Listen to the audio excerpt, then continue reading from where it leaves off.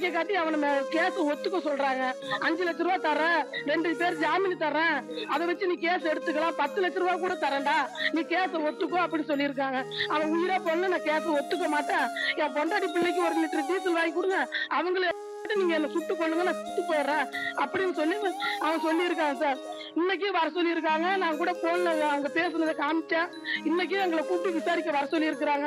டெய்லியுமே போயிட்டு இருந்தா எங்களுக்கு பிள்ளை குட்டிங்களுக்கு நாங்க சாப்பாடு எப்படி போடுறது செய்யறது.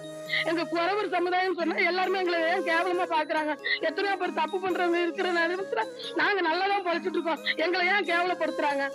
நாங்க கோஆபரேட் பண்ணாம இருந்தாதான் கேட்கணும். நாங்க தான் கூப்பிடும் போதெல்லாம் போறோம் வரோம். அப்புறம் எதுக்கு சார் அடிச்சு விசாரிக்கணும்?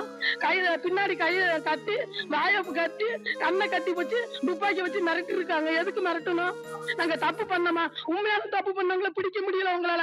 அதனால கேச பொய்யான கேச எங்க மேல போட பாக்குறீங்க நீங்க எல்லாம் சேர்ந்து.